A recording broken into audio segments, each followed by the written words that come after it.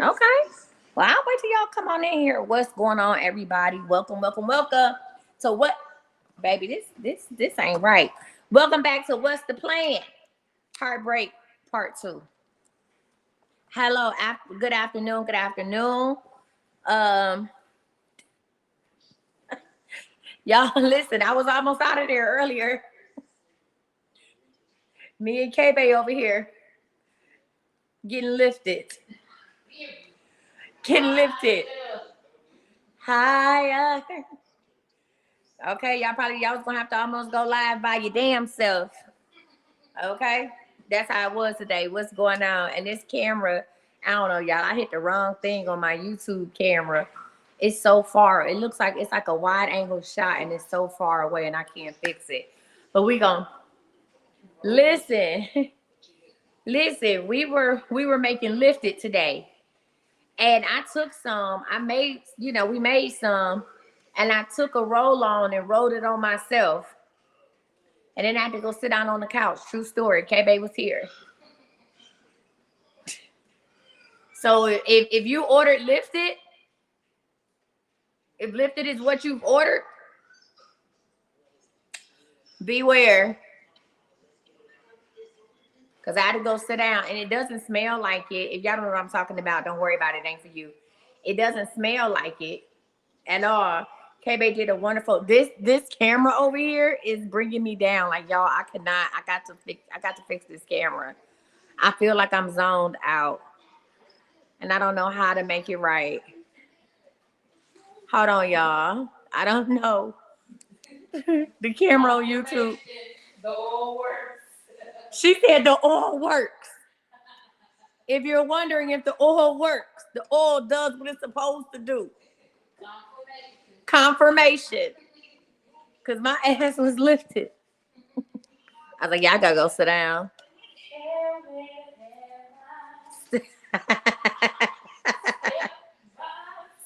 This food's about step by step.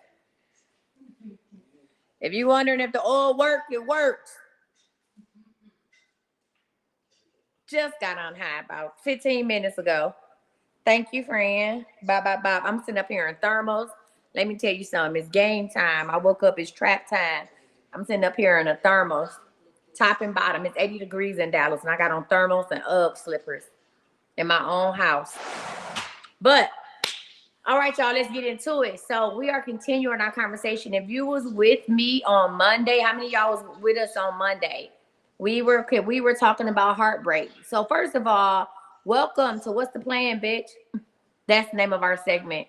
What's the plan, bitch? The reason why it's called What's the Plan is because I am a solutions-oriented person, solutions-based bitch. That's what I am. What's the plan? Okay. I really,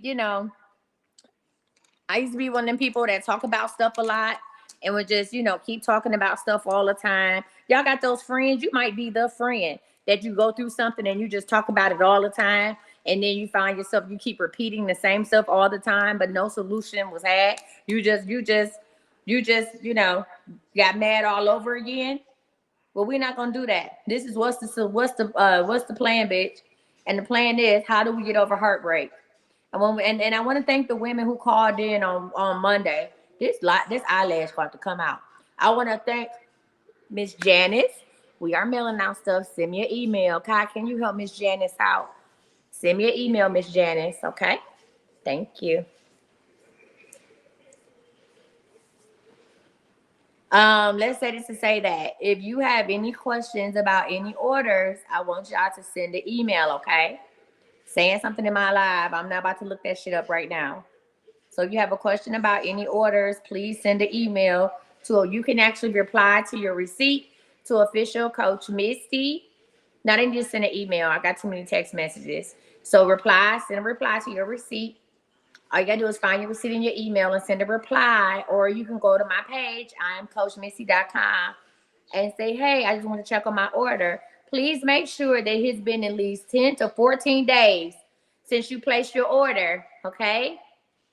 So if today is the 18th, that means your order was placed after the 4th, after October 4th, Okay, today is the 18th. That means you place your orders after October 4th. Because if it was placed anytime after October 4th, I'm going to lose my shit. And the same way y'all be coming in my live asking about orders, I'm going to call you on your job. Okay? I'm going to call you on your job. I'm going to call your phone. Okay? When I was a school teacher and the kids would act a fool with me, I would stop class. It's okay, Miss Janice. I would stop class right in the middle of class. When I used to teach math, I used to stop right in the middle of class. I used to tell them, if I can't teach, your mama can't sleep.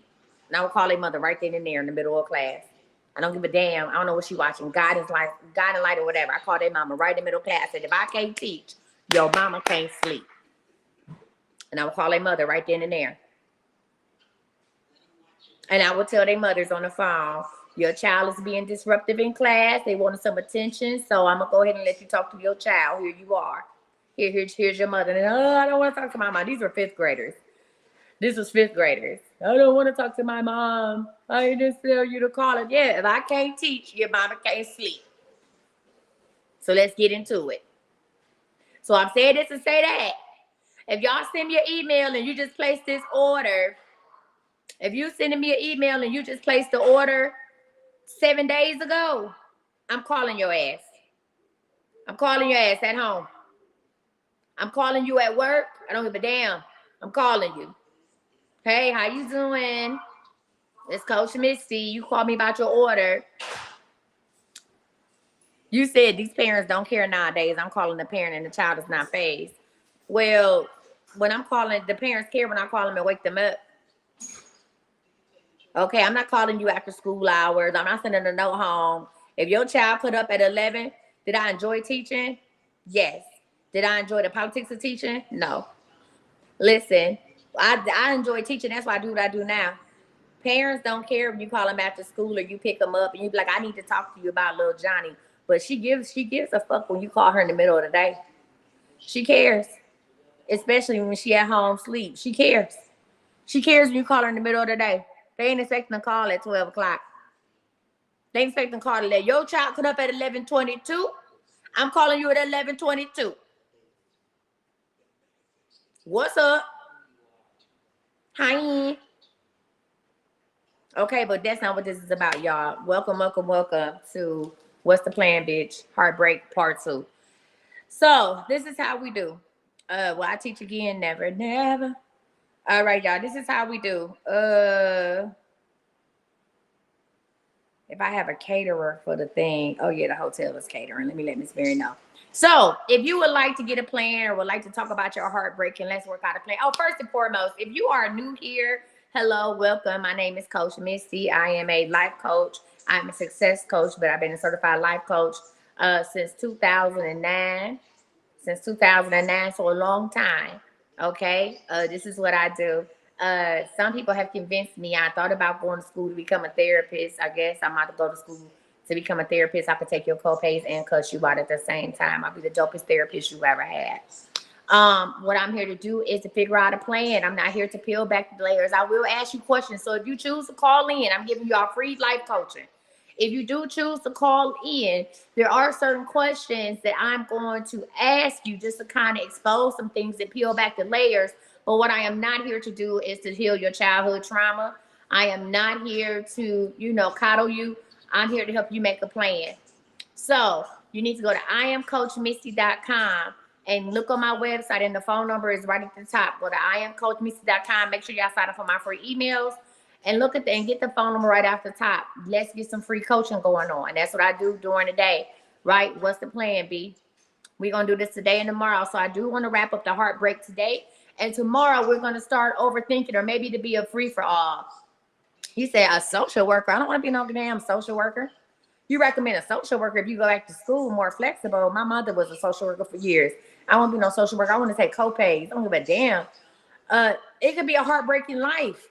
It doesn't have to be a heartbreak. A lot of people who called in Monday, their heartbreaks are with their parents. It wasn't like, oh, this man did me wrong. It was my mother, my father, my whoever. So just heartbreak. You can have heartbreak. You could be heartbroken at your job. You could have been looking for a promotion. Heartbreak happens in very different ways, in different scenarios, right? Some of y'all are breaking your own heart. Some of y'all lying to yourself. Won't he do it? Where's the phone? Let me see if anybody is called in. Where's the phone? Let me turn the ringer off. Some of y'all are breaking your own heart. Some of your heartbreak is attributed to you. You done broke your own shit. Huh? What's up, Nate? You breaking your heart every day. You said my dad, my son's dad, my friends. Let's come on. We got a caller. Let's get it. Let's go. What's going on? You on with Coach Misty? What's going on, friend? Hi, Coach Misty. So I've been meaning to you before, yes, I'm not here. So I'm just like having some issues. I have my real estate license, and I'm having some issues like just being motivated. And like now I'm motivated because I just went through like a breakup, real. So like I feel good. But so heartbreak is motivating you. So you on that old revenge body bullshit. Yes. Yeah, you on that revenge. So heartbreak is motivating you to do better. Yes. Okay, go ahead. Okay, so what do you need help with a plan? What plan do you need help with? So I really just need, like, I don't know if I need coaching. So do you think I should just get like a one-on-one coach and just break that extra bread? Well, what do you think you need coaching about, first and foremost? Whoever just called me, I'll call you right back. What do you believe you need coaching for? Just like a plan. So, because I'm 22, I just don't feel like I have my own business, but I don't feel like it's serious, you know? I don't feel like, Did you build this business based off of trying to show somebody they lost? You look what you lost. Did you build your business based off of that? No. Did you have your business while you was in a relationship? Yes. Okay. What is the business? Real estate. Okay. So you said, how did heartbreak motivate you if you already had the business? So it was really dead. I was like mostly bartending and in school, but now I'm like ready to just be on top of every little thing that I can. You don't end up where again? Dating the wrong people for the wrong things. Okay, so let's talk about this. So how did you said I dated the wrong people for the wrong things. What happened in the last relationship? Sum it up in three sentences. What do you mean you dated the wrong people for the wrong things? What did you date them for? Because I was bored and I had too much time on my hands. So because you were bored and had too much time on your hands, you dated the wrong person. And what made them the wrong person? We just didn't get along. We would fight all the time. Y'all would fight all the time. So you said, well, I was bored, and that's why I dated this person. No, see, when you bored, you go get your nails done an ugly color. When you bored, you go spend money. You dated this person because you dated the wrong person or stayed in the wrong relationship because you didn't feel like you was worthy of nothing else. It has nothing with you being bored. It has nothing with you having time on your hands. See, when I get time on my hands, I go get tattoos. I don't just pick up random Negroes off the street. I don't do that. I don't stay in situations that don't benefit me because I'm bored. When I'm bored, I go to the outlet and I walk around. When I'm bored, I get on Shein and order boxes and boxes and boxes of clothes. And that's what happens when I'm bored. See, you didn't feel you were worthy enough. And now you're throwing yourself into work because you're like, well, as long as I keep myself busy, then I won't have time to do nothing stupid. But throwing yourself into work has nothing to do with you making the correct relationship choices. You shouldn't have to busy yourself because guess what? Listen, guess what? Somebody will slither in between them cracks. Somebody will slither in them cracks. Where you trying, I'm going to stay busy and I'm just going to keep on my grind and somebody will still slither in them cracks. And if you don't know what you want out of a relationship or feel that you are worthy enough to get the man of your dreams, you'll be in the same situation with a full plate and a headache. I need a gavel. Exactly my situation. I feel like I'm not worthy enough even for my business. Like, why? Like I don't believe in myself for it. So you have imposter syndrome? Yes, huge.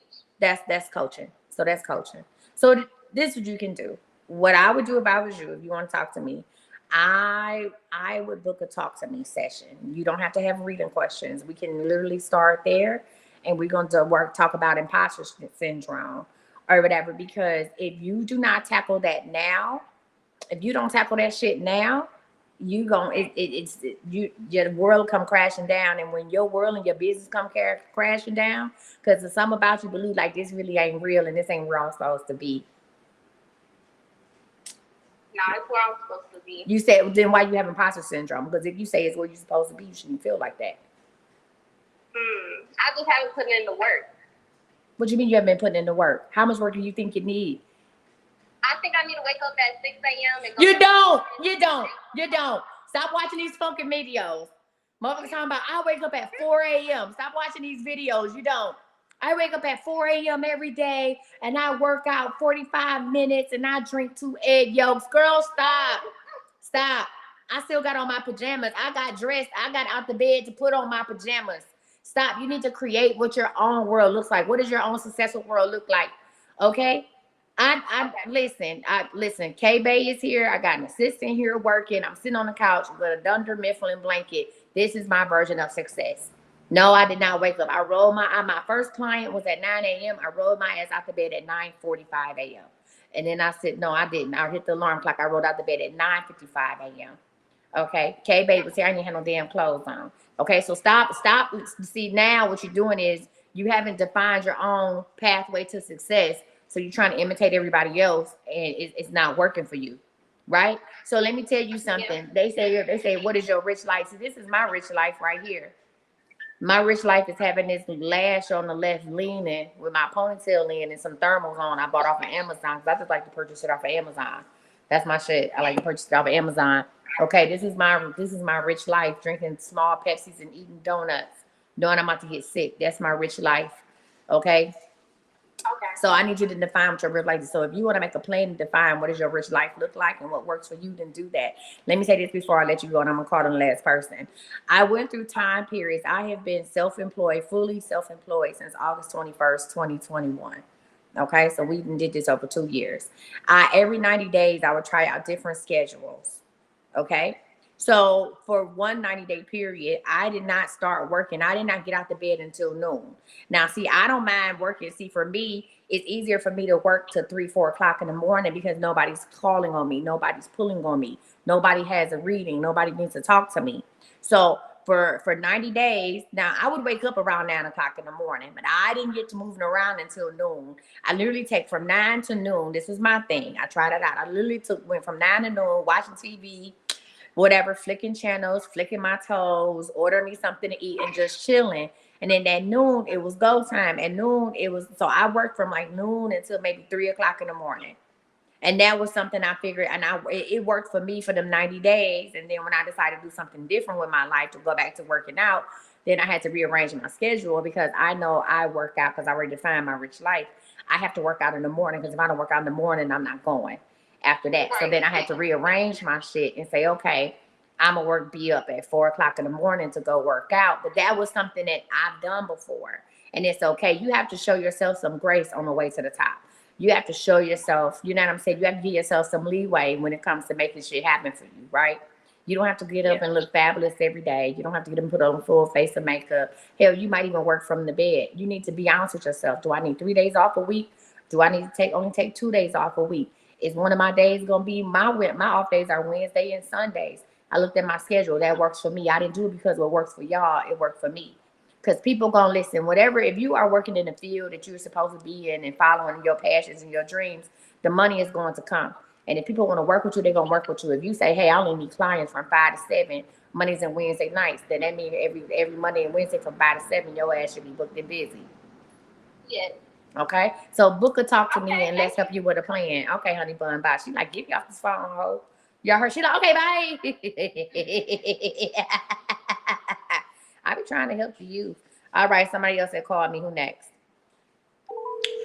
So listen, when I'm off this phone call, if you need help with a plan, I was trying to help y'all get over heartbreak, but I want to talk about. Hold on. Hey, this is Coach Misty. How can I help you? Hey, friend, I can barely hear you. What's going on? What's popping? Nothing. How are you? I'm good, friend. So we talking about heartbreak. What you need help with? Okay, so I need a plan. Okay. About what? Okay, so I pretty much I like to do desserts. So I have an idea for like a dessert truck. How the hell this got heartbreak on it? We were talking about heartbreak today. You talking about a plan for a business? Oh, because I heard that you was asking the girl a question as to the heartbreak why it led to that. Okay, so what heartbreak got to do with your plan about desserts? Talk to me. Okay, so what my plan was, I was with somebody for 10 years, and yes, ma'am. So when you're in a relationship, you're thinking that you're supposed to build, like both of us are gonna build, to. I see you making a face. No, I'm talking about the people. Don't worry about me. You keep telling the story. I'm talking about people who keep calling while we on the phone. Oh, I'm sorry. No, go ahead. I mean, if it was something, I tell you. Okay, yeah, I know you would. Okay, so no, I'm talking about the people that keep calling while we on the phone. Go ahead. Okay. So you was with somebody for 10 years, and what happened? Mm-hmm. So instead of us building together, it was someone just bringing me down. After giving them 2 kids, you're supposed to elevate each other. But if it's just like pause. You ain't supposed to elevate each other. No, because listen, I don't know if I said this. Now I want to help people on the live too. We think that we get with somebody, so no, it's rare that you meet. So here's the deal: you don't have to be on the same level, but you have to have the same common vision, right? Because my level of success may look different than your level of success, but we need to be on the same vision, common vision, right? Right. So when you try to elevate each other, when two people are trying to elevate each other, then guess what? You really weighing each other down. Y'all really not getting to your full potential because you're too busy trying to pull the other person up. Right, and I think that's what happened to me, where I couldn't start my business and do what I needed to do because I was paying the bills and that person wasn't working or barely doing hours. So I wasn't able to do what I needed to do to start my own business and company. So now you're outside of this heartbreak. So what did you need a plan with? Okay, so I'm no longer with that person. So now I feel like it's time for me to do what I need to do for better for me and my kids. Okay, so what's the plan? To make a plan. Well, my plan is I want to open like a little truck and probably like do it on the weekends because I work full time. So I want to do desserts, but I want to do kind of like adult body part desserts, if that makes sense. Adult what? Body part desserts. Okay, so you want to make little thinglings. Yeah, exactly. Okay, and you want to have a truck. Right. Okay, why a food truck? Because I'm good at that. I'm good at decorating and stuff like that. But why do you need a food truck to do it? Well, one, I don't have the startup like money as far as like getting like a business or renting like a booth. Why not do it at home? Oh, I could. I never thought about that. Yeah, because so here's the deal. You had so many whoever these people are, I'll call y'all back. Listen, you've had so many setbacks with the person you was with. You want to go big, and that happens as well too. Once we get out of a situation where you're like, we're gonna go big or go home, but by you not taking this business and the necessary steps, which would be starting from home first, because if you don't have money for a food truck, if you don't have money, you got money for a food truck? No. Okay. Really. So no, not the one that I need because I would need something with like electricity and stuff like that. Right. So why not start at home? So let me help some people out. Sometimes what happens is when we feel like we've been in a situation that's been holding us back. Once we're released from that situation, we hit the ground running with full speed ahead because we feel like we have to make up for lost time. Oh, I spent the last 10 years or 5 years or whatever with this person, and now I'm freeing out this. I really got to make leeway and headway. And what you really gonna do, you still gonna set yourself back because your ambitions doesn't match your income. Right. So my plan for you would be number one, first of all, congratulate yourself for waking up and putting yourself first. Not for realizing this person is this person is that. For waking up and putting yourself first. That's number one. Congratulate yourself on that. Pat yourself on the back. Number two, you need to figure out how to go ahead and do a home-based business. And first of all, you need to make sure that there's a market for what you're trying to sell. You need to make sure that there's a sustainable market because, to be honest with you, I just don't see people walking down the street coming to a food truck every weekend buying ding ding pops or. Well, see, I was thinking like because there's a lot of people that do like sex parties and things like that. But why do you need a food truck for that?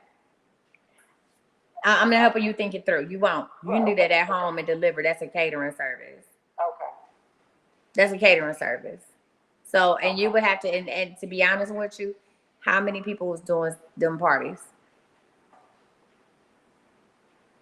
What I want you to do is I want you to go on Facebook and get your pen and paper. You ready? Let me help you. Yes, ma'am. I want you to go on Facebook and I want you to search and see how many red light parties you can find, how many candy coated parties you can find in your area between now and the end of the year, right? Bridal showers or things like that, right? I need you to do research on other companies that offer what you do in your area. Now, depending on how you make and what you make, these can be shipped out. And now this is coming from a person who had a cake business for 5 years. I did alcohol infused cake treats, cake pops, cake jars, and cake shots. This is the perfect time to ship things because of the weather. So, but I need you to find 3 companies that do what it is that you do and see how long they been in business, what area are they in, and what kind of services they provide. Okay. Okay? Yes, ma'am. I'm not saying that people are not going to buy it, but I'm being honest with you, getting a food truck for it is crazy. Okay. Okay? What else you need a plan with? That was all that I was thinking. Cause like I said, I do decorating and things like that. I mean, I could do something on Etsy, like a candle business or something. But okay, so what do you want to do? Don't just say I can do this and this, because then go ahead. What you really want to do? I really want to do the desserts. So do it. Don't jump around. Don't do something. Listen, don't do something don't do something else you really don't have a passion for doing just because you don't have the money. Don't do it. Do what you want to do. Just start at home. That's it. Okay? Yes, ma'am. All right, friend. Y'all give it up for her. Thank you. I'm going to call the people who had called me back. I'm about to call y'all now. So y'all listen, we talking about heartbreak. Let me say this and say that. A lot of people use a heartbreak or a break of a relationship to fuel them into getting the body that they want. You said look up Sister Sweet's Black-owned dessert food truck. Okay, friend. Hopefully she's in here. Listen, and she sees that. Listen, a lot of folks use a heartbreak to fuel their passions, their desires. It's like, I'm going to be bigger and better. I'm going to show them what they're missing out on. They don't give a damn what you got. When a person leaves you, they just leave you. Listen, if I'm gonna say this, if that's what starts you on your road, then fine. But at some point you need to do it for you. That person don't care if you come back with a better body, because they'll leave you for somebody. Listen, they'll leave you for somebody who look worse than you. They don't care if you come back with a lot of money. You should even want this person to want you now, but that you have more money, because that means they didn't like you in the first place. When a person is done with you, they are done with you. They are done with everything about you, and there's nothing you can do to change yourself. You know what I'm saying? To make them want you. I remember when I was in a dark space, I had asked one of my exes or whatever. I would say, "Oh, well, would you want to be back with me if I won the lottery?" That man said, "For what? It's not my money." Cause see, my mind. Yeah, I bet you wouldn't be. Wouldn't you be saying what you saying now? If I had $1 million or $10 million or $100 million, he said that ain't got nothing to do with me. Nothing at all. See, a person doesn't break up with you for what you don't have. They break up with you because of who you are. Oh Lord, I need a Pepsi. Huh? The person doesn't break up with you for what you have. They break up with you because of who you are. And you can go out here and get a new body. You can get a revenge body. What did Khloe Kardashian do? She went out here and got a revenge body, and Tristan Thompson still messed around on her ass.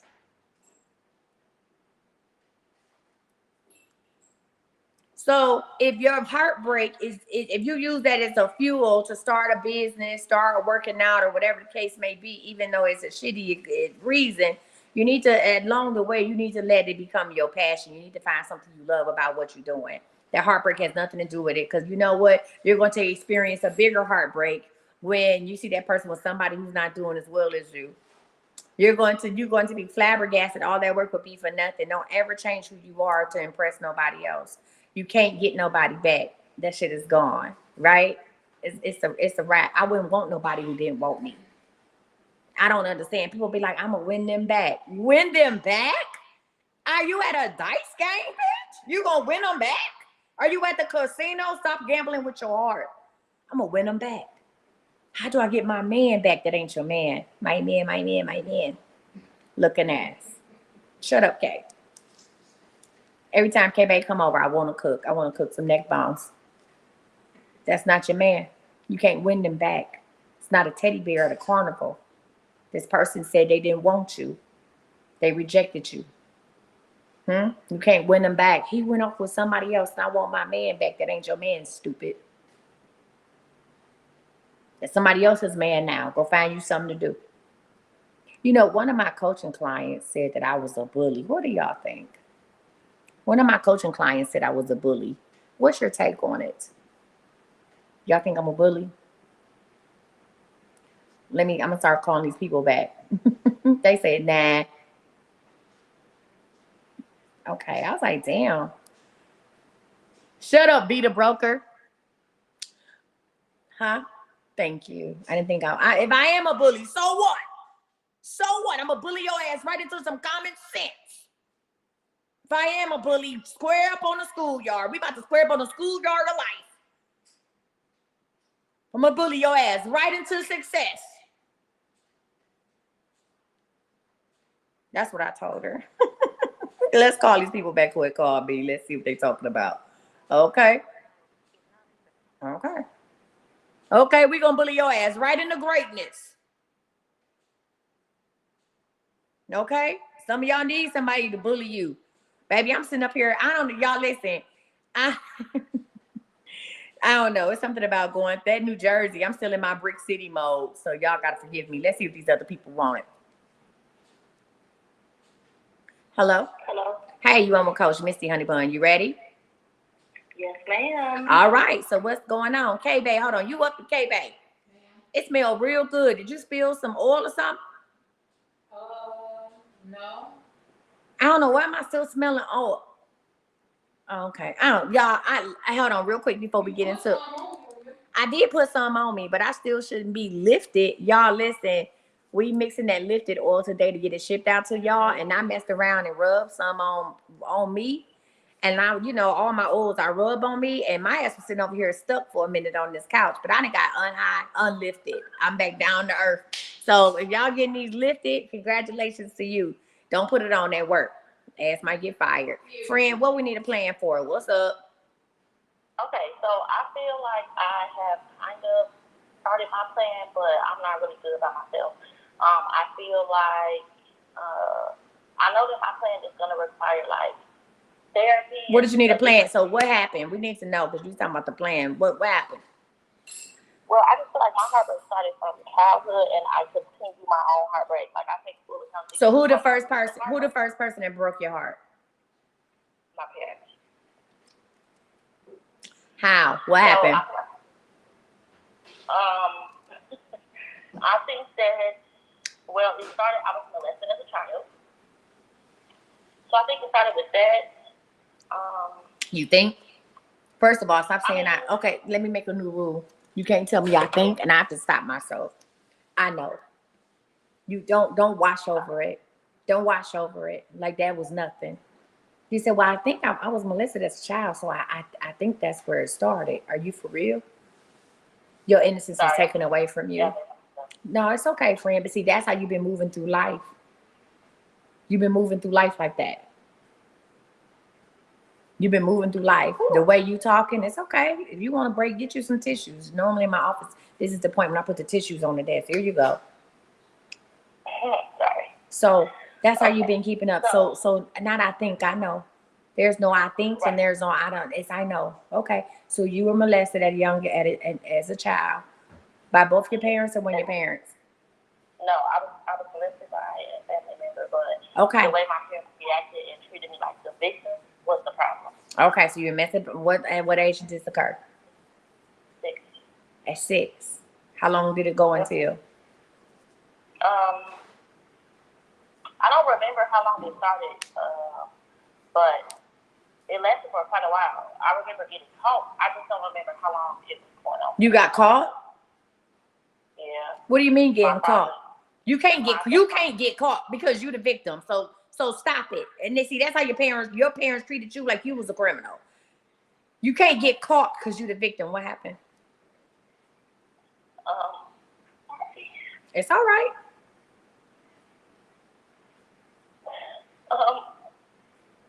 We had a house came in the basement and it was happening and he freaked out. My father was a real street dude, so his first reaction was he was gonna kill the man, and I was getting my ass whooped. So I'm getting a whooping because I didn't say nothing to nobody, and dude, he gonna kill him. Like that was the first thing I heard. And then my mother got involved. They all went upstairs, whatever. Police were called. Went to go get a rape kit. Blah blah blah blah blah. But I think after that too, even like years after that, oh man, sorry. No, you needed Sorry, this.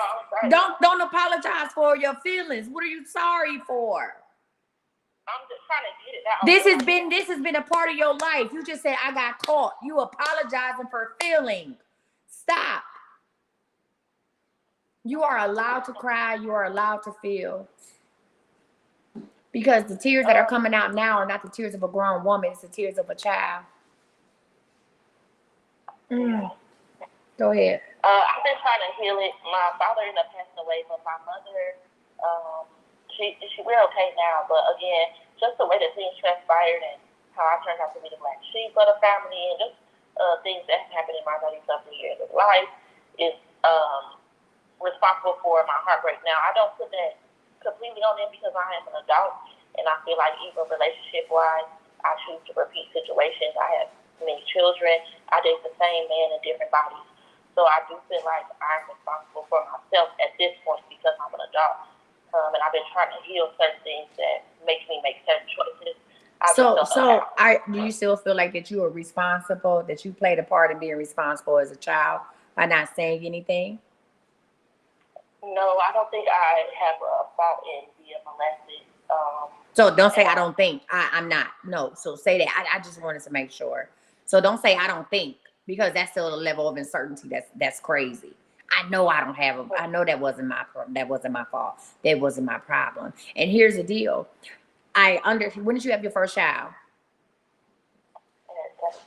So understand, because you were molested, you were over sexualized at a young age. Right? Your sexual maturity was sped up without your consent. Yeah. Okay. How many children do you have? 5. You have 5 children. How old are you? 34. 34. You had your first child at 17. You were already over sexualized. So let me say this to you. When did you have your last child? A year ago. A year ago. Okay. You said I keep dating the same men in a different body. Your father passed away, so you never got any closure from that. You and your mom are learning how to coexist with each other. When is the last time you talked to them about it? Well, that's the thing. So, to be completely blunt, the person who molested me was my brother. So he has children of his own, and now their family is dysfunctional, and there's things coming out. And I actually just talked to my mom about this a few weeks ago because I feel like I have to still protect him to a certain extent. Because why do you have to protect your molester? Well, in this scenario, he told his daughter, of course. Why do you have to protect the person? How old was your brother when he molested you? 6 years apart, he was 12. He was 12 years old. And you still feel like you have to protect him. And you are the black sheep, and he is not? Not for me, though. For the sake of everybody else. I think that, because he told my niece, who's an adult at this point, that, he went away to foster care, but the story behind it was really not the truth. There's a lot of things between him and my mom. My mom puts him on a pedestal. He's the only boy, blah, blah, blah. But, there's a lot of things that people don't know, and I just feel like, again, selfishly, even, I'm not taking fault, but it's like, I feel like me telling my truth will destroy his children, and it's not. What about what? You have been just, oh my God, my head about to blow off. I might need some more lifted.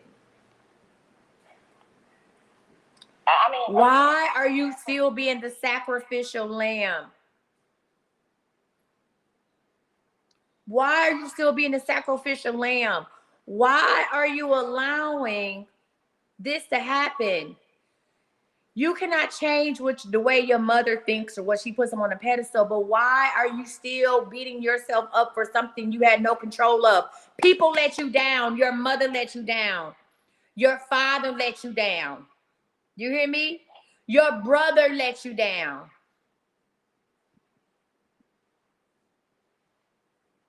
If you are, listen, let me tell you something. The reason why you have dated the same men over and over again, because you never knew what real love was. The people who are supposed to love you and protect you didn't.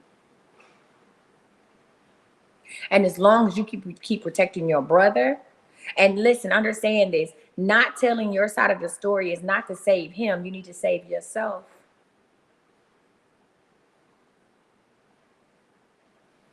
You need to come face to face on what really happened and what your truth is, because you're not walking in your truth.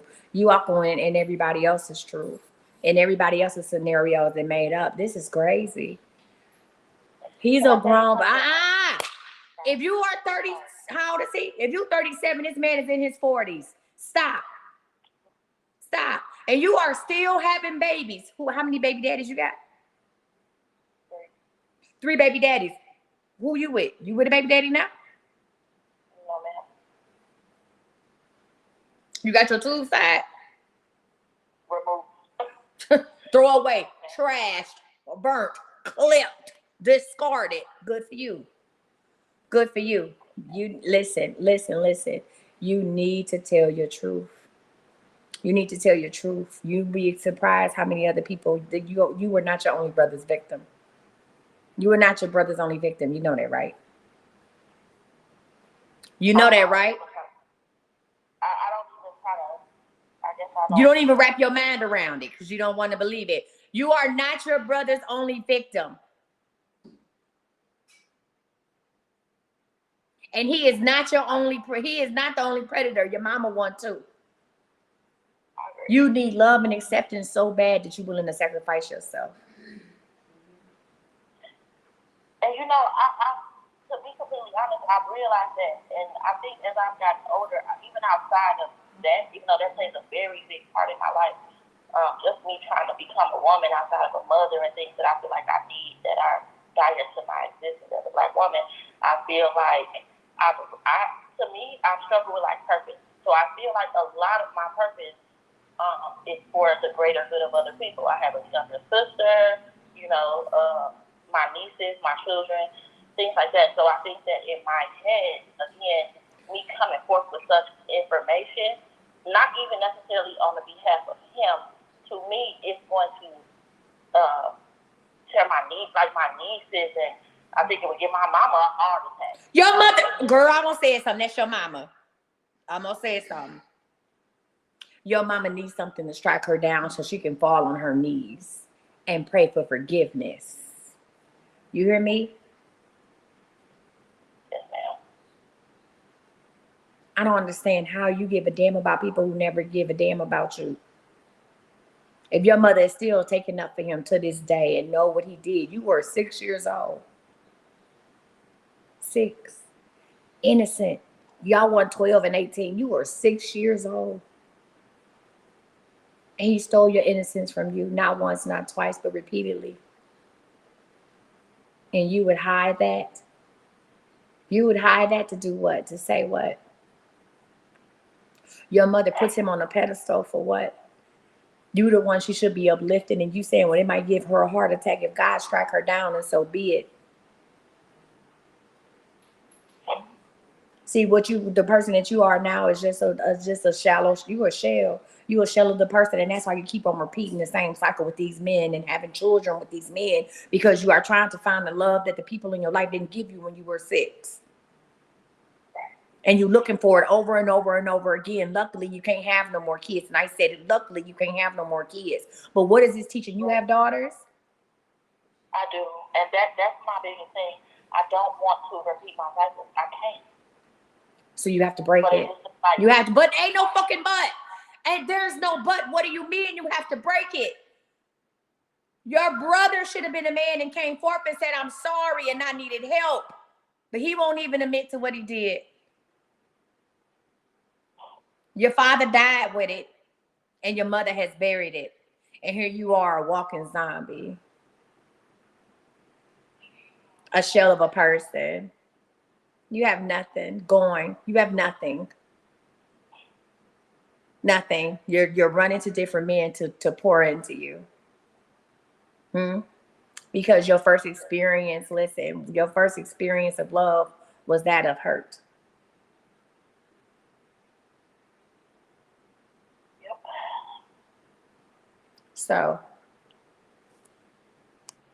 I just want to do better. Yeah, I just want to do better. That's it. As a whole. somebody said you won't understand how much manipulation and other shit she's gone through in 30 years. Hold on, let me explain to somebody in the comments. I'm gonna say this to say that. At some point you allow yourself, you become part of the manipulation. She's become part of the manipulation. Okay? She's become part of it. That's what this is. She's become part of the manipulation and the cover up. Have I been molested? No. Did I have a family member close to me that had been molested? Yes. Did she tell her? Did I know her story? But when it came down to me, that's when all the shit hit the fan. She said it happened to me. It won't happen to her.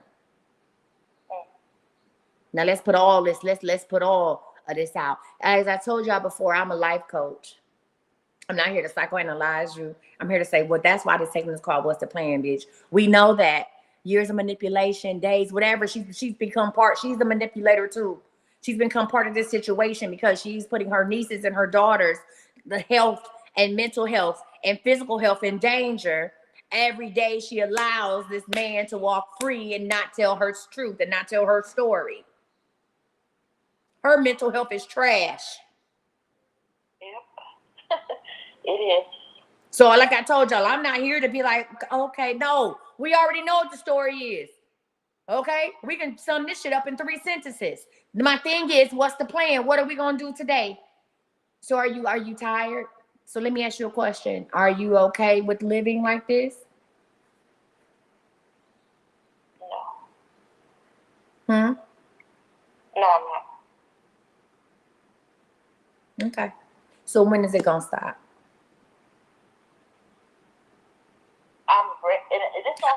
When is it gonna stop? See that this is the problem with y'all. This is the problem. Why this is how we keep living in the same foolishness and turmoil for years and decades and shit. Because when somebody asks you a question, we can't make a pimp decision. When is this going to stop? It is that listen, hold on. You ready for it to stop? But what? I just don't know how.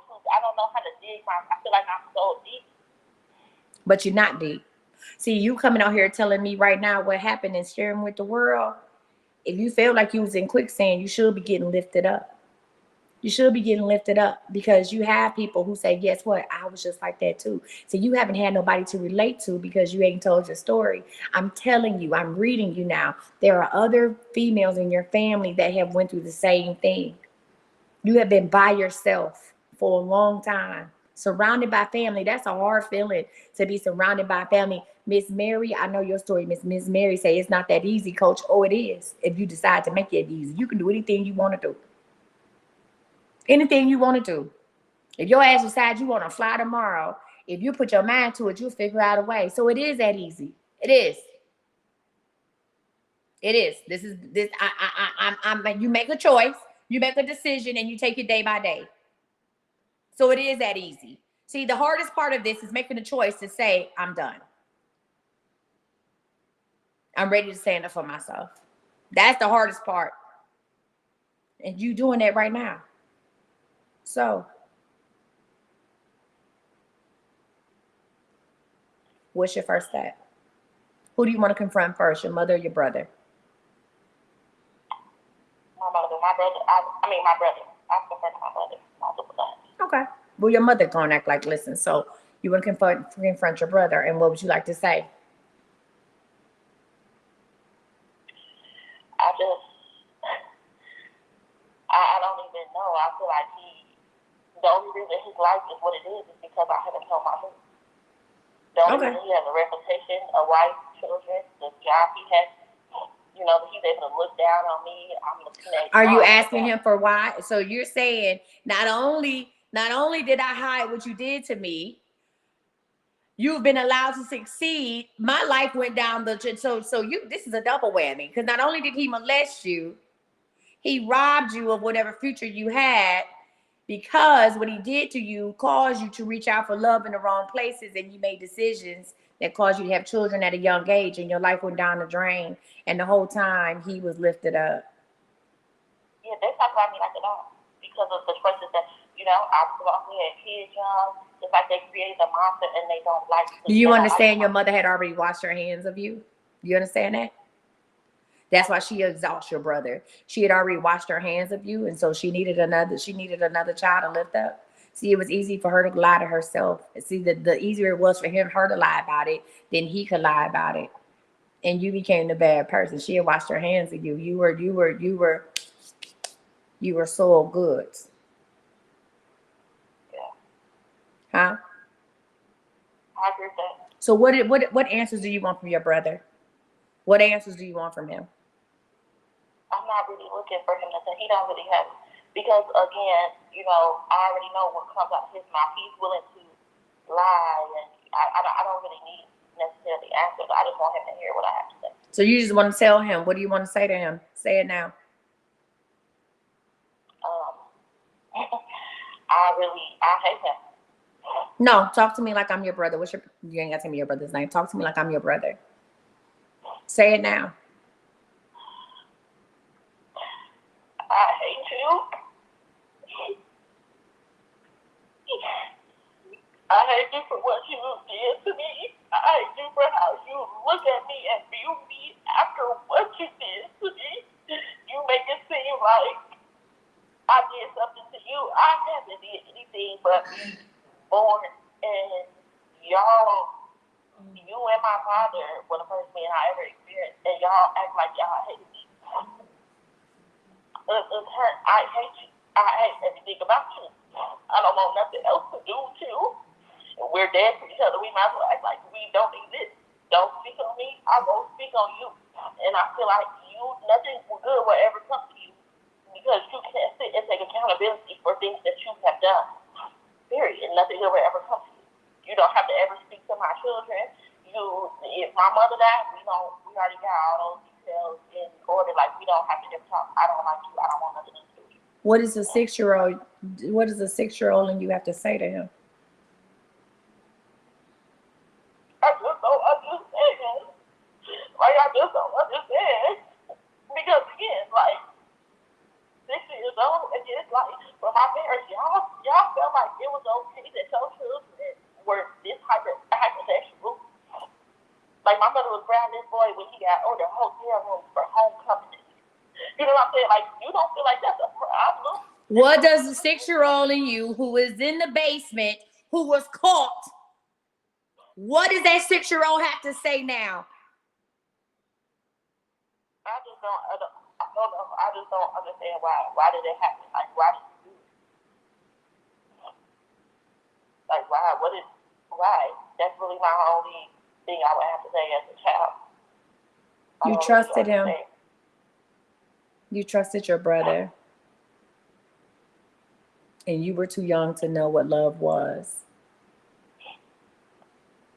You were too young to know what a brother and sister relationship should and should not look like. And he did this to you. Now, I need you to be prepared to understand that you might not ever get the reason why. You know that, right? Yes. He may not even know why. He's a sick person. And the way you are hiding what you did, he's hiding what he did too. Y'all both hiding. Y'all both hiding. You hear me? Yes, ma'am. So how do you feel after saying what you needed to say to your brother? I feel okay. You feel okay? I know you're not going to feel amazing, but you feel okay? I do. Now, once you make this, I understand this is not an open conversation that you're having with your brother. This is a statement of your feelings.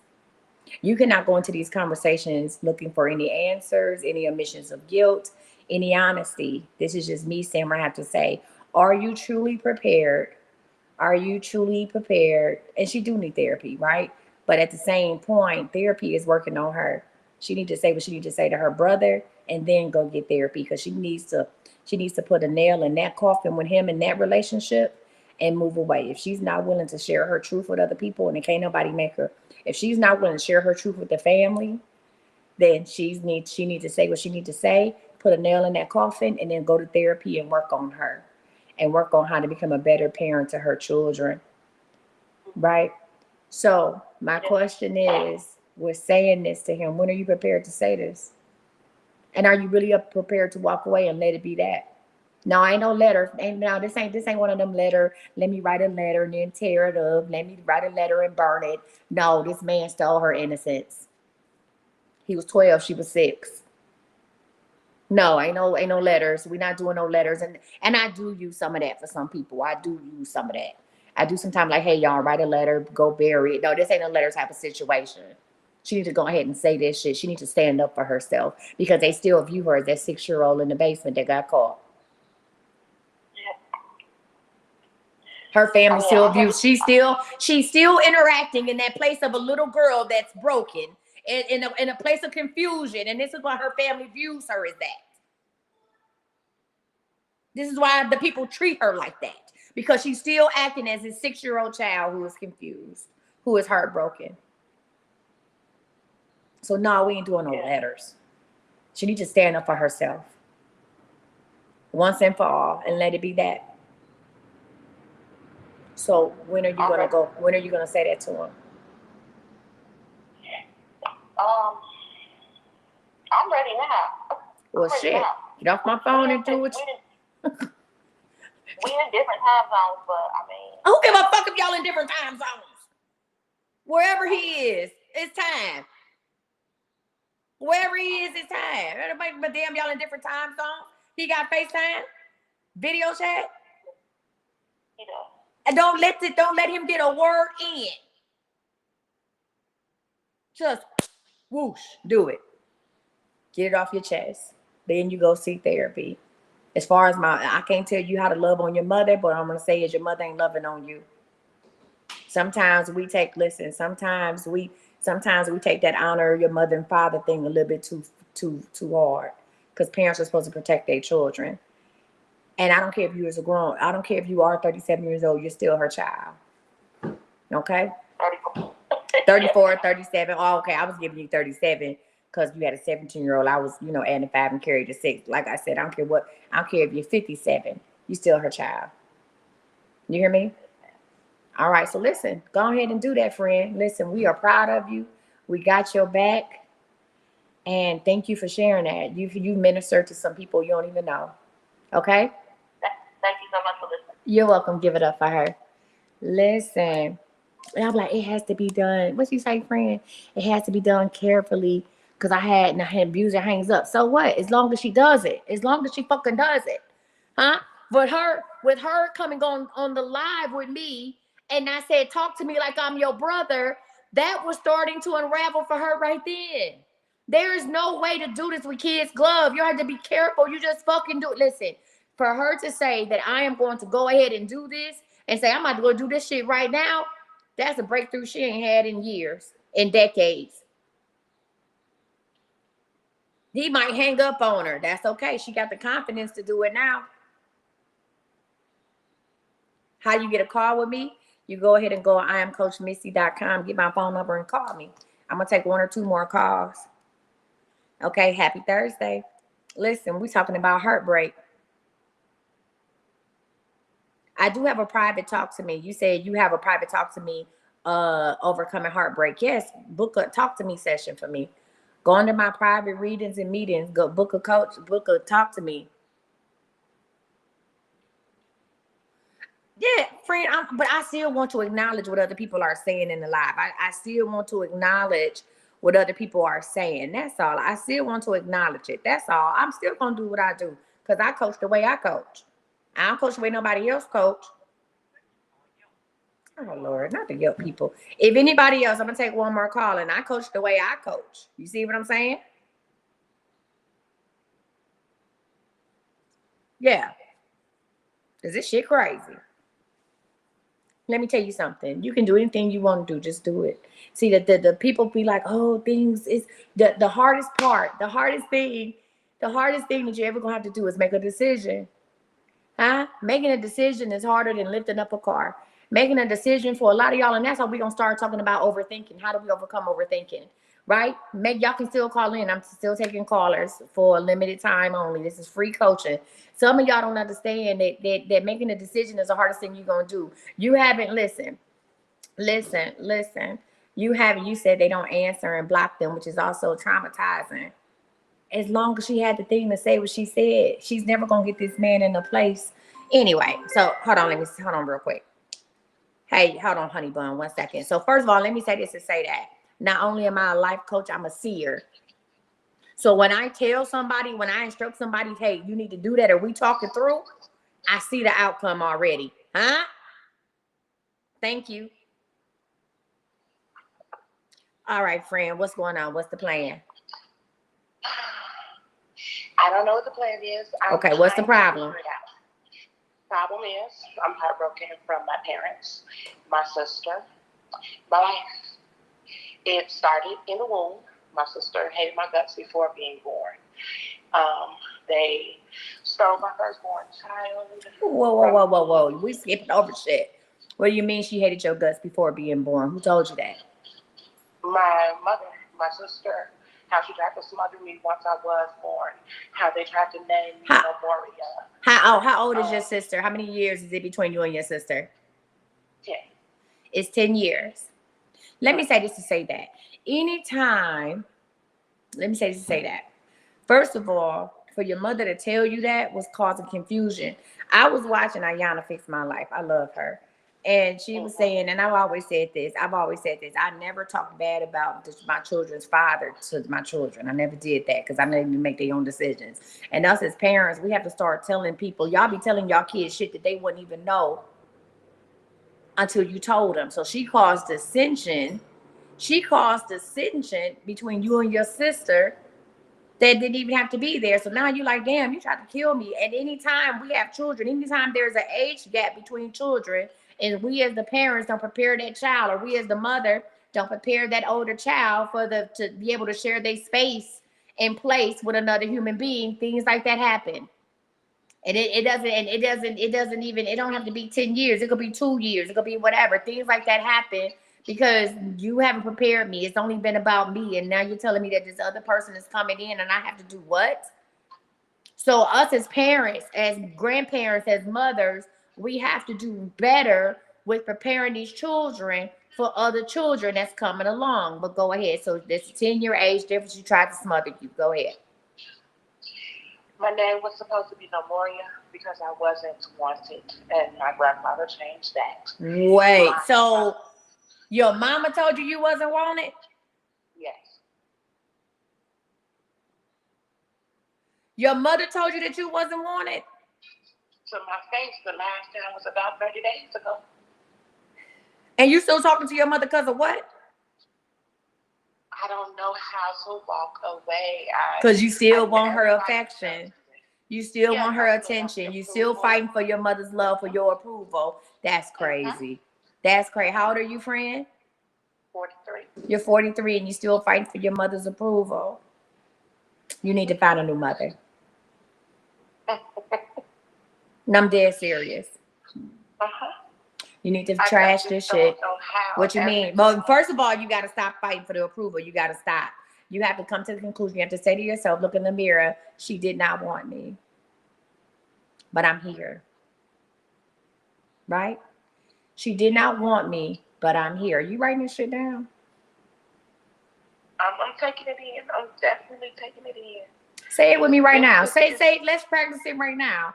Say it. She did not want me. That's easy, coach. No, say it. Say it. She did not want me, but I'm here. She did not want me. She embarrassed me. No. Because see, we playing victim now. That ain't what the fuck I said. Okay. She did not want me, but I'm here. She did not want me, but I'm here. And I have a lot of love to give. And I have a lot of love to give. And if she doesn't want my love, and if she doesn't want my love, I'll find someone who does. I'll find someone who does. You see what I'm saying? I do, coach, and I know these things. So when are you going to stop? When are you going to stop? I ain't talking about from a man. When are you going to stop? There's a lot of women out here, a lot of older women who, for whatever reason, don't have their child. Maybe their child passed.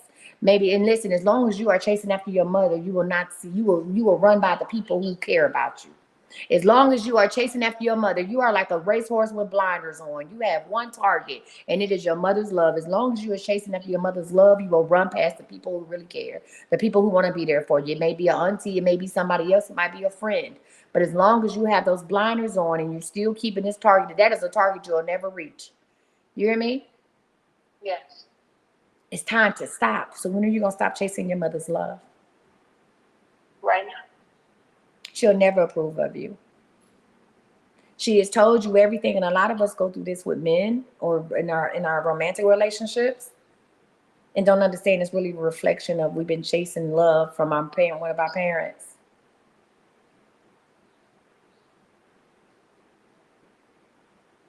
I believe I was chasing love from both my parents. What happened with your father?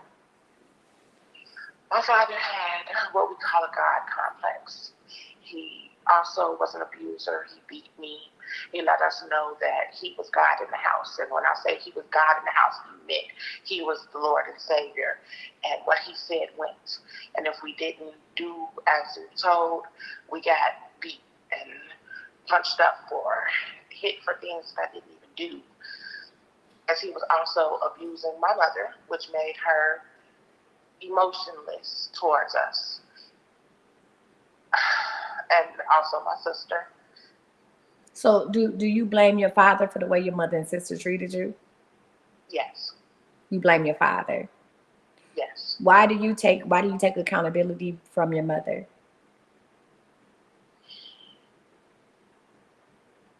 I feel like she became numb.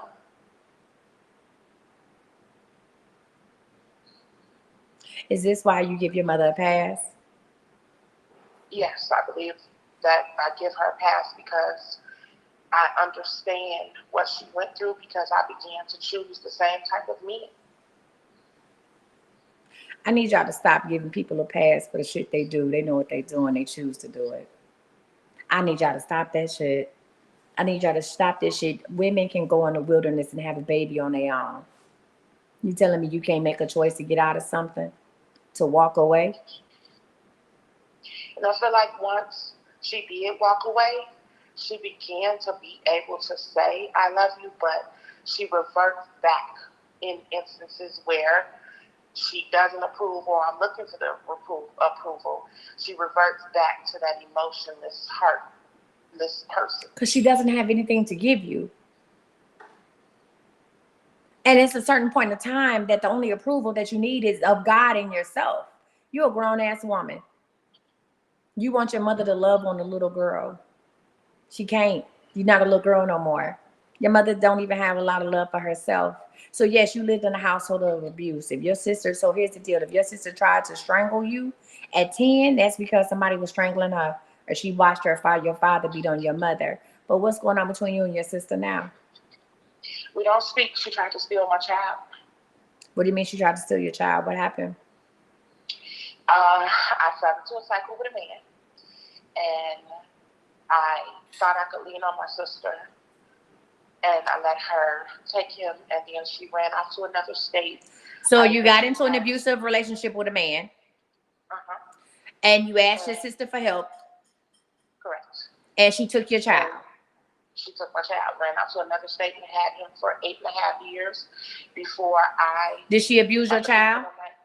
No. So she didn't try to steal your child. She tried to save him. Correct. So stop saying that.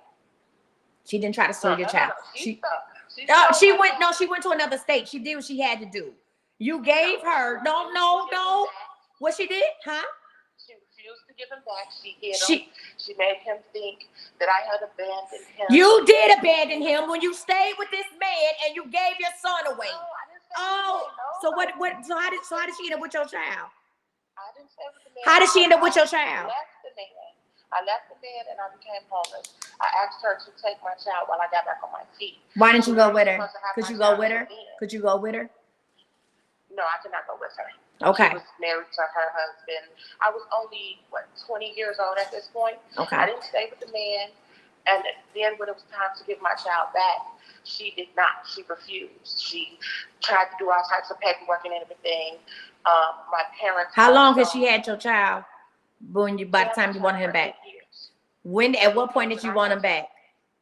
Every year. At what point were you ready? At what year were you ready? About 6 months after giving him to her. Okay, so you gave him. So 6 months after giving him to your sister, you say, "I want my child back," and she said, "No, am no Sam, no ma'am." And you went to court, and what did the court say? I did not go to court because my parents convinced me that because I was receiving welfare and I was living on low income, and my sister owned her own salon and all these things, that the money and the things that she was doing would make the courts tell me no. So I would beg, and they would tell me, "No, you're not ready." And then when I did go, where was your child living at? Where were you living at? You said you were living in low income, right? Yes. And you were living in low income. Were you living in public housing? Yes. And your son was being raised where? Texas. Your son was being raised in Texas. Will your son being abused? He says he wasn't. Huh? He lived in a He home? says he was not. He lived in a home? Yes. Went to a good school district? Yes. Sit your ass down. She saved him. She saved him. Yes. You wasn't ready. Listen. You might have been not in the situation, you wasn't homeless, but you wasn't ready. You wasn't ready. Why would you snatch your child out of a situation where he's being nurtured and he has a better life than you can provide for him? Why would you snatch him up? Okay, I know, I see where you're coming from, Coach, but Coach, she stole my baby. She convinced my baby that I had abandoned him. You did abandon him. A whole lot of things. You did abandon him. From me. You did abandon him. You never went to court. I don't know what nobody did. Let me tell you something. You did abandon him. I was in a situation where I went to go work a job in Georgia right after college. I went to go work a job in Georgia. I left my kids with my mother because I had to do training, and part of that training I had to go to North Carolina. And the plan was that I was sent for my mother and my children. I went down there and I got a beautiful house, almost 3,000 square feet. This was back in 2007. I was 27 years old. And I was a supervisor for Lowe's. I was in Valdosta, Georgia. I was a supervisor for Lowe's in the distribution center. And I went down there and I found this beautiful home. And then when it was time for my children, see, you can't get nothing from me. Because when it was time for my children to come, my mom said, "No, let them stay here. They already started school." And I thought about it, and I was like, but that wasn't the plan. I said, we knew the plan all along, and I've got this beautiful home for my children. Now, I didn't have nobody really to watch my kids. I was struggling trying to find daycare providers. If there was a small town, they didn't have no 24-hour daycare, and I worked on the weekends.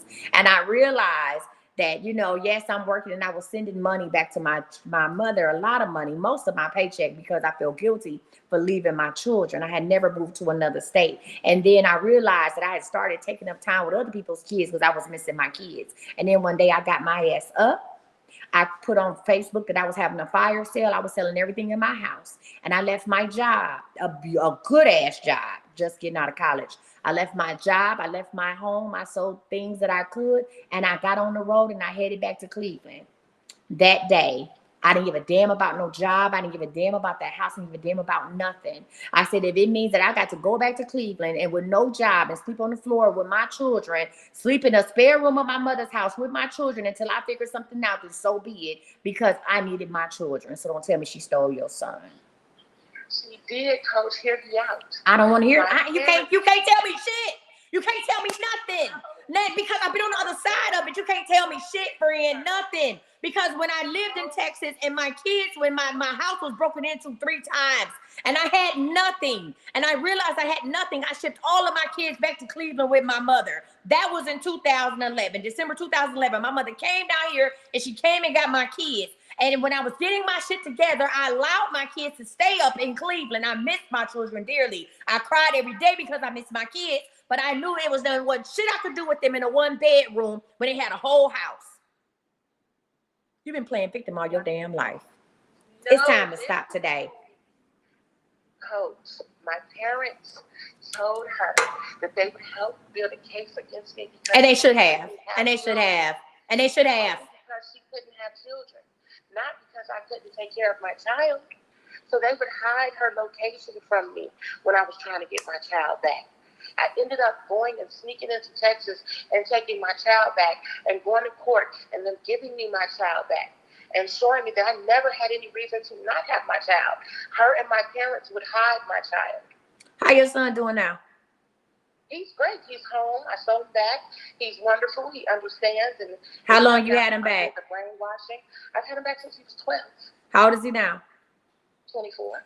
24. You said he was brainwashed. So Absolutely. what's your plan? What's your plan for getting out of heartbreak?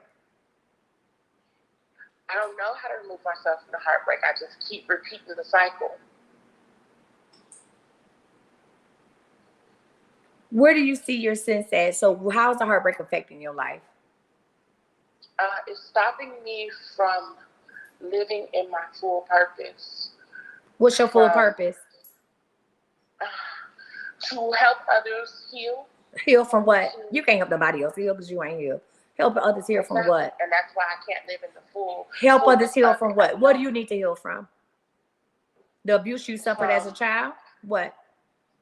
Abuse that I continue to recycle as an adult. When's the last time you've been in an abusive situation? Last time was my daughter's father. How many kids you have now? 2. Okay, the last time was your daughter's father. How long ago was that? About 5 years. 5 years ago? Mm-hmm. Okay, how long was you with him? 9 years. You were with him for 9 years. Yes. 5 years ago. Hold on. And you was with him for 9 years? Mm-hmm. So you got with him when you had a baby when your son was 10? Yes. And you got him back at 12? Yes. And you was with this man till he was 19? Yes. I ain't the person for you.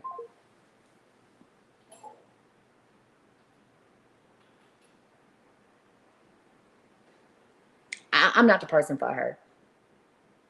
I'm not the person for her. I can't help her. I can't help her. I can't do it. I can't do it. I'm not the person for her. I'm sorry. I'm not the person for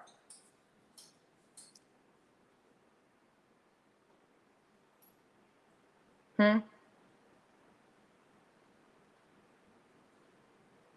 Oh, I'm not the person for her. No, the math ain't mathing. The math ain't mathing. You went and took your son from a situation where he was thriving and brought him into an abusive relationship that you just got out of when he was 19. So for 7 years, he was with you while you was in an abusive relationship.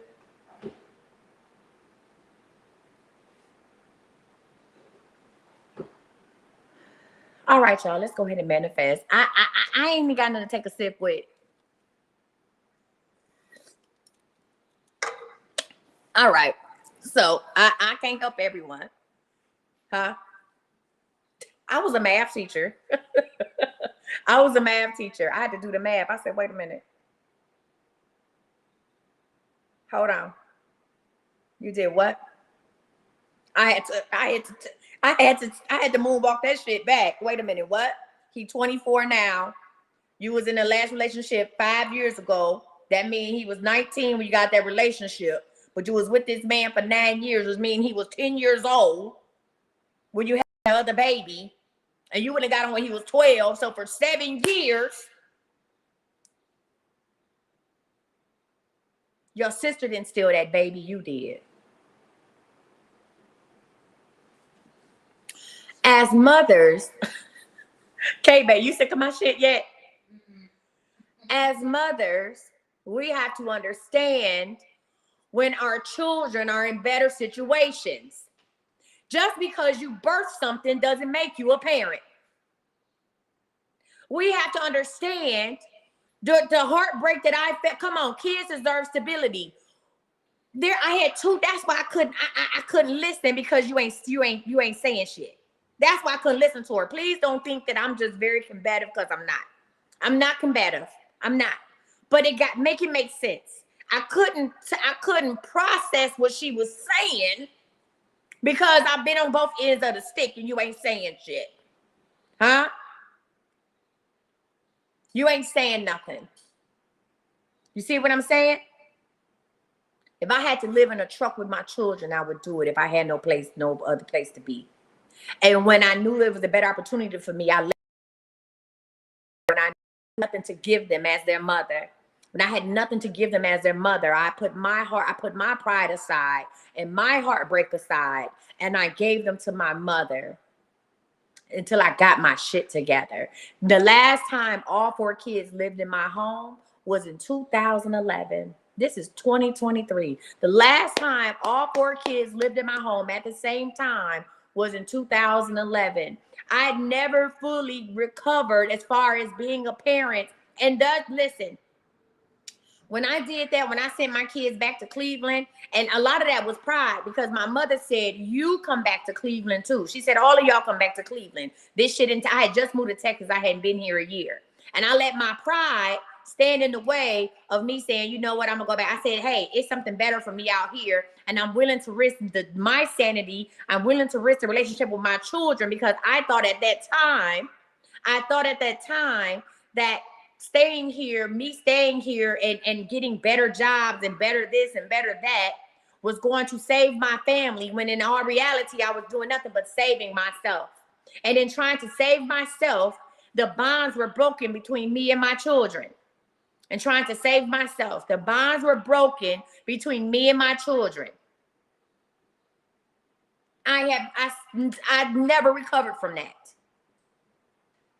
But I knew enough. I said, I have nothing to give these children. They had stolen everything. They literally broke in my house and stole everything that I had in 2011, December 2011. And I gave my children to my mother. And I said, listen, I'm going to stay here. And my mother said, get your shit together. Listen, my mother said, get your shit together. And when you're ready, you send for them. But see, that bond had already been severed. That bond had been broken. All my kids saw was I sent them away.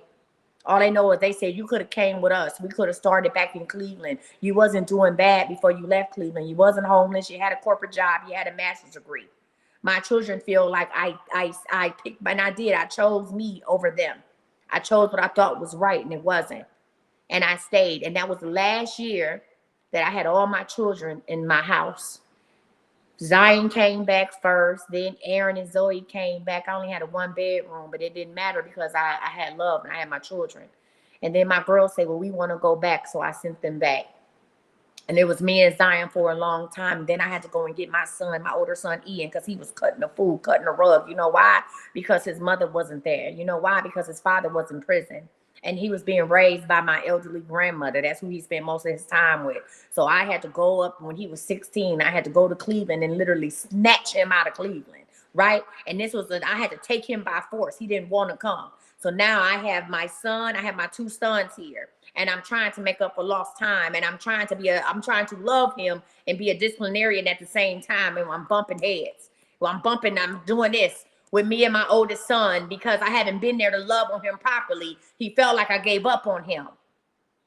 And he felt like the only reason you're coming to get me now is because you have to, not because you want to. Because nobody else wants to deal with me. So now I have my 2 children down here. It's 2015. And I have my youngest son. And now, not because I feel guilty, I had to go get him. I ain't feel guilty about nothing. No, I ain't feel guilty. I had to go get him because what you're not going to do, you're not going to kill my grandmother with your foolishness. Right? I had to go get him because he forgot who the fuck I was. Huh? I didn't feel guilty about anything because I let my children decide where they wanted to stay. I have a village. You know, a lot of y'all don't have villages. I had a village. It take a village to raise children. So I had a village. So my children could stay with my parents. They could stay with me. They could stay with my grandmother. But I knew I could handle him. You're not gonna have my grandmother stroke out. My grandmother was 50 years old when I was born. Hell, she was 67 when he was born. You're not about to stroke my grandmother out. You hear me? No, I didn't feel guilty about whooping his ass. Hell no, I don't feel guilty about that. But you can't love a child. My love was tough love. Huh? He was at a point, at an age, he was 16 years old, 6'3". I ain't feel guilty about beating his ass. I ain't never feel guilty about whooping no child. Huh? But it was tough love. Huh? He was at a point where I had to hit him with tough love. I couldn't love him like I wanted to love him because the shit he was doing. He was 16 years old, 6'3", and I'm 5'5.5". And there's no man in the house. It's just me and Jesus. So anytime I tried to give him soft love, he would take it for granted and run with it. So I had to whoop his ass. I ain't never feel guilty about that. Never. I ain't never like, oh my God, I shouldn't have did that. You want another one? He's 26. And I'll still put him in the headlock if he needed. But I had to get him. So in 2015, I had both my boys at home. And then guess what? I get a call from my mother that said, your daughter is acting a fool, my oldest daughter, and she got to come back. I was letting my girl stay up there. She got to come back. So then my daughter was thrown into the equation, and now I'm trying to juggle all three of these personalities. My youngest son has been used to being with me his whole life. He ride or die. The other two, they've had, everybody had their choices. Remember, I've had my kids when I was young. I had Ian when I was 17, Aaron when I was 18. So the relationship, the dynamics between me and my oldest two kids are different from me and my youngest two kids because I grew up with my oldest two children. Let me put that in there. So my dynamics with my oldest two kids are different because I was still in school when I had them. I was in high school. Then I went to college or I worked a lot. So my grandmother and my mother stepped in to raise them on the day-to-day. I was there. I never lost custody of my kids. But the dynamics were different from my oldest two because I was raised with them. I didn't raise them. I was raised up with them. We were raised side by side.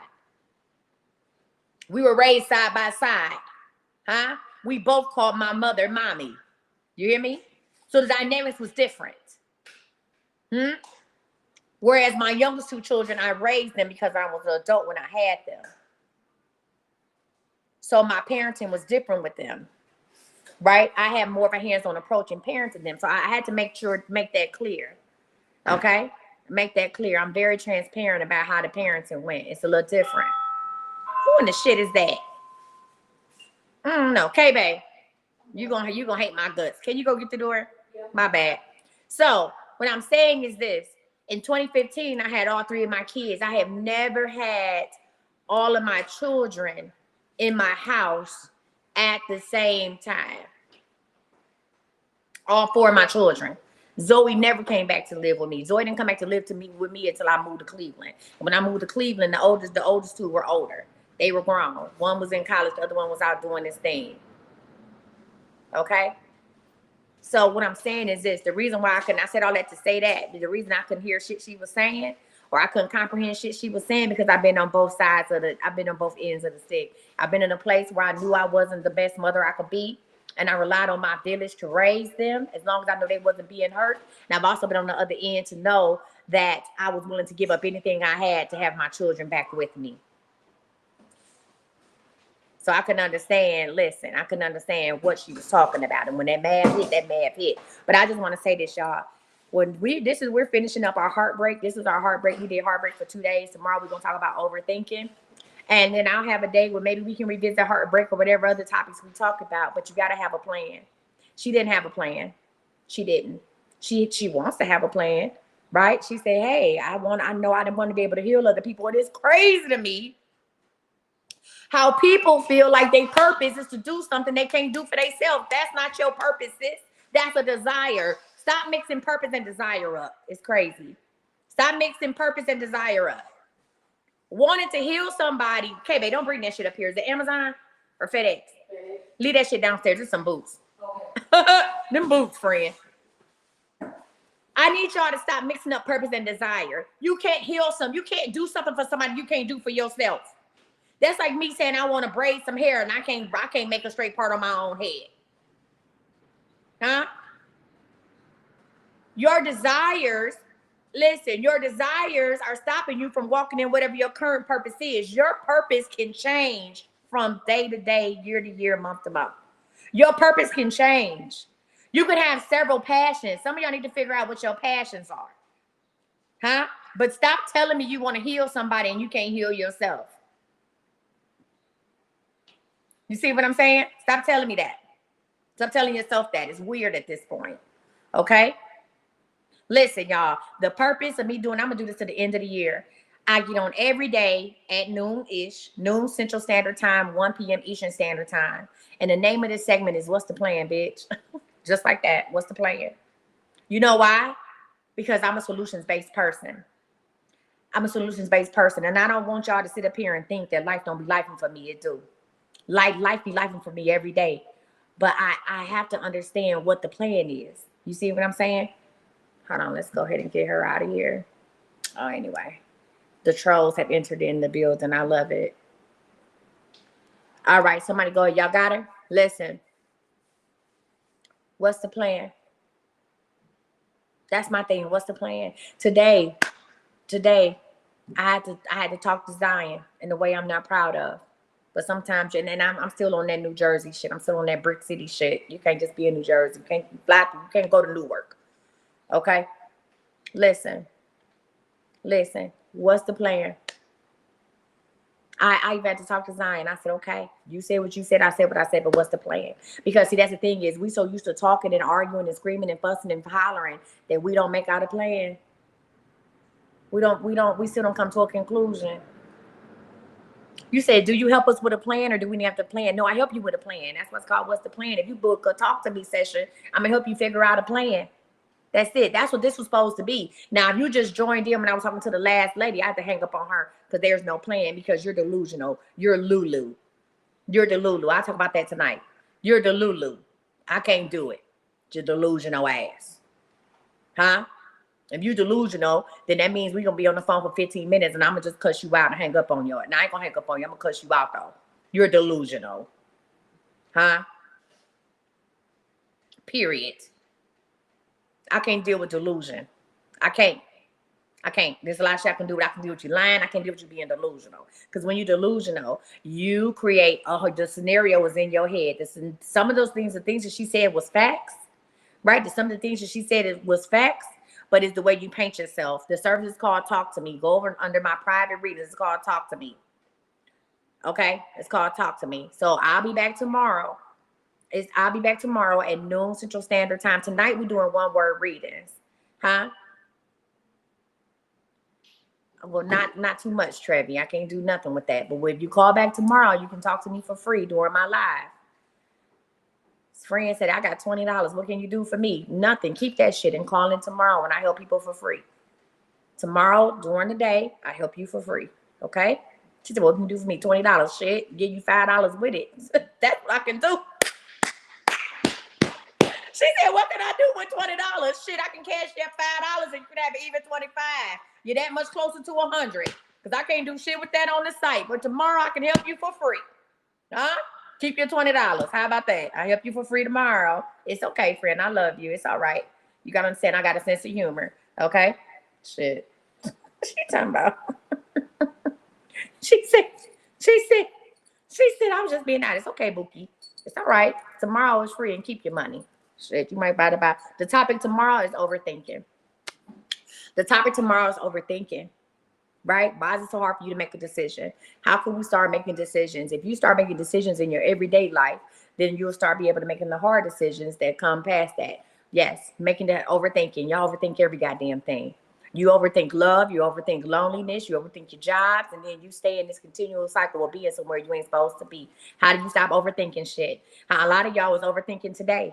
A lot of the people that called in today haven't did what they were supposed to do because they overthinking it. They did too many scenarios and went through your head, and now the opportunity has passed. We got to learn how to make pimp decisions.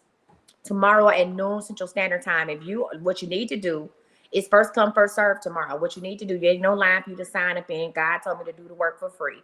Like, yikes, on live. So what you need to do is go to my YouTube. I am Coach Misty. These TikTok notifications is trash. Go to I am Coach Misty on YouTube. Okay? I am Coach Misty and sign up for notifications. And when I go live on YouTube, it's your time to shine. How do we make pimp decisions? I make pimp decisions every day. They may not even be the best decision, but I made one. You have to learn how to make a decision and stand on it. You want to lose weight, make a decision and get your ass up. Huh? The hardest thing you'll ever do is making a decision to do right by you. That's the hardest thing you'll ever do. Nothing in this list. It's a decision that's holding you back. Your mind is holding you back. Nothing else. Ain't nobody got no spell on you. Y'all be calling me at night. Did somebody do some work on me? Yeah, you didn't did work on you, stupid. You. That's the work. You didn't did work on yourself. By holding yourself back, by overthinking it. Some of y'all sitting up right now, want to get your hair cut. You talking about my head is big. Your head gonna be big regardless. What makes you happy? Real quick before we manifest, put in the comments one thing that make you happy. And I don't want to see family. I don't want to see my God makes me happy. Give me one thing about you that makes you happy. Tell me. One thing about you that makes you happy. Don't say me. That because y'all hoes lying, walking. One thing about you that make you happy, crafting, my smile. Huh? One thing about you, my personality, my kindness, my peace. Singing, yes, baking desserts. I'm authentic. Cussing makes me happy. Baby, I like to curse. Boy, I tell you. K-Bay, no. I like to curse and I got good energy. I've been cursing since I was 8 years old. I remember the first time my mother let me say MF. Boy, it just came out my mouth like honey. Shopping makes me happy. My heart, I love to laugh. Food, helping people. Get out of here, Don. What else make you happy? Something about you that's not benefiting other people. What is it that you do about you that don't benefit nobody else that make you happy? Okay, what is? My personality is unmatched. My creativity, socializing and good vibes and shopping. Going to my favorite store, Kirkland. All right. Shop, friends say shopping make me happy. I know that's right. Huh? Cooking, my laugh, dancing. Now, for all of the things that you put in the comments, when's the last time you did that? When's the last time you did that for yourself? When's the last time you took some time out for yourself? Huh? When's the last time you took some time out? So people who say they singing, can you stop what you're doing right now and sing your favorite song? I don't give a damn where you are. Can you make a decision right now to sing your favorite song? Or would you look around and see who's watching? Y'all not living.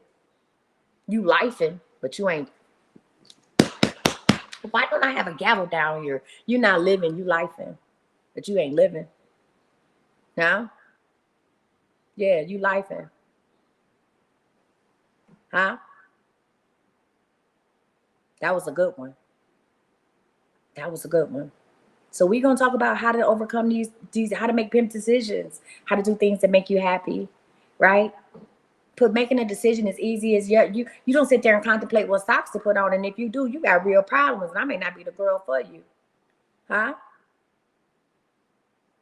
I may not be the person for you. How many people make pimp decisions and go outside and live with their decisions and be okay with it? Yeah, you're not living, you lifing. That's it. Y'all, let's go ahead and manifest today. One thing about me, you listen, you can manifest whatever it is that you want. You can manifest. You say life be life in us. No, you choose to let life you. You choose to let life happen to you. That's the problem. That's why I teach you hoes how to manifest, because I'm tired of you all letting life happen to you. I don't let life happen to me. Fuck no. Now, there might be some situations that come, and I'll be like, I'm going to have to listen. I can't move around it. I can't go under it, above it, or around it. I got to go straight through this hole. But I'm not going to let it determine the rest of my day. I'm not going to let it determine the rest of my month.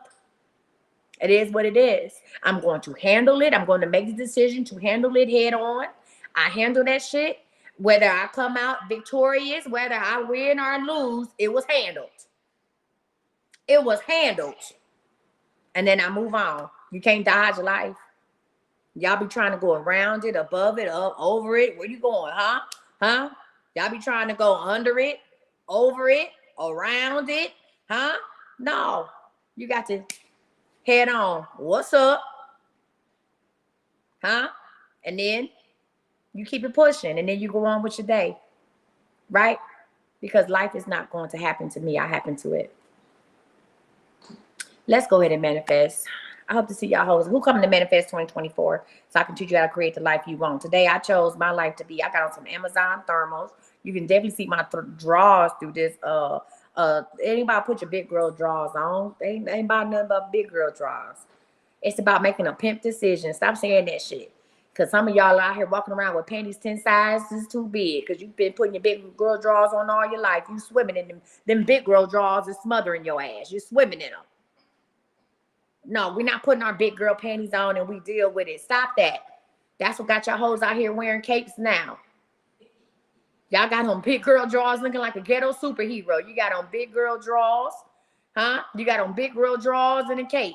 You're saving everybody and handling everything. You know what you're doing in big girl drawers? You're taking everybody else's problems and you're tucking them in there. You're tucking them in. I wear bikinis. I wear thongs. I don't wear none. I just make pimp decisions. And I roll with it. If I'm wrong, I'm wrong. If I'm right, I'm right. But I roll with it. And I stand 10 toes down on it. A lot of y'all don't know how to do that. You don't know how to stand 10 toes down on it. You hear me? I said what I said. What? You told me to stop? What, friend? No, I'm serious. I'm serious. Think about it. No, for real, before we get off this line, because my phone about to go dead, I want you to think about something.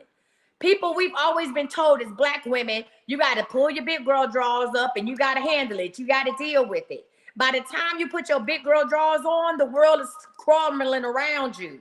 By the time the situation gets to the point where we got to put some, see what that statement is telling us. Let me break this down for you. What that statement is telling us that the everyday person that I am is not equipped to deal with this. I have to go change into something else. I have to go become a superhero, huh? I can't, the everyday person that I am, I'm not allowed to be just a woman. I have to be a strong black woman. That's what we don't tell white women to put on their big girl drawers. You don't hear Hispanic women saying grandes. I can't even say, how you say drawers in Spanish? You know what I'm saying? Pantalon, that's pants. You don't hear that. Only us. Only us. Huh? So what that's telling me is that I have to transform into somebody else to handle the problems that are in my way. And then when this problem is handled, I can take my big girl drawers off and go back to bikinis. Why you got to put big girl drawers on in the first place? Why can't you handle them in the briefs that you got on? Why can't you handle them in the thongs that you're wearing? Why can't you handle it in your boy shorts? Huh? And half of the time when y'all putting on these big girl drawers, it ain't even your shit that got to be handled. Huh? It ain't even your shit. Stop saving a day. The reason why we can't make decisions for ourselves is we're so busy making them for everybody else. Stop saving a day. You are not a superhero. I did not see your black ass in Wakanda. Stop saving a day. Okay? Okay? Your middle name is not Marvel. Sit down somewhere. If you start making pimp decisions about the small things, then the big shit will never happen to you. It will never get to the point where you got to put your big girl drawers on. Because you start making pimp decisions about stuff now. Let's manifest. We'll talk about this tomorrow. Okay? I done got unhigh now. Shit. You say, we Latinos do say put it in your pants, which is similar. Why? What white women, what pants they putting on? Why? What pants they putting on? I ain't never heard Becky and nobody else say nothing like that. What pants they putting on? And at the same time, I'm about to we cousins anyway, so it don't matter. I just don't. I can talk as far as a black woman. I thank you, Lupita, for saying that. I ain't never seen. Give me a good name, a good white name, Caroline. Y'all, let's go ahead and manifest. Okay, Sarah, May, y'all, not y'all. Breathe in, y'all. Come on, y'all. Let's breathe in. Gertrude, you stupid. Breathe in. Breathe out. Breathe in. Breathe out.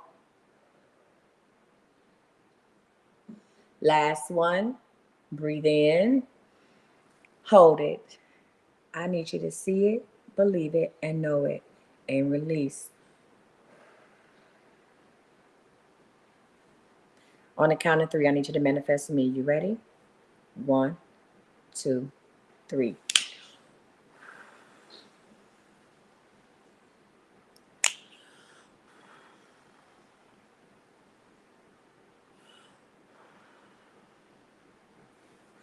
All right, y'all. We had a day today. Shout out. I think this is the biggest crowd we ever had during the day on Midday Manifest, baby. Tomorrow, we coming back with Overthinking. Make sure you subscribe to my YouTube. Make sure you subscribe to my YouTube. If you want to book some time to talk to me, yes, it does say a private reading, but we can talk. A talk to me is just that. Talk to me. You said it's crazy. I feel that error every time. If you felt something, say something. Go ahead and book a talk to me. Go online. Let's get the conversation started. Okay, let's get the conversation started. You felt the breeze? Good, friend. I will see you guys tonight. I'm coming on a little earlier at 6 p.m. Central Standard Time, 7 p.m. Eastern Standard Time. I'm going to come on an hour earlier. Make sure you subscribe to my notifications on YouTube so you'll always know. Your legs got weak? Okay. Can't explain why your love, it makes me weak. Book your private Talk to Me session and let's go ahead and make the plan or talk about whatever it is you need to talk about.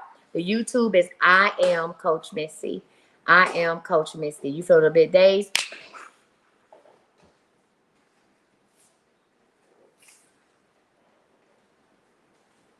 That's okay, friend. That's fine. Well, I'm here whenever you're ready. Now, you said you got a bread room candy.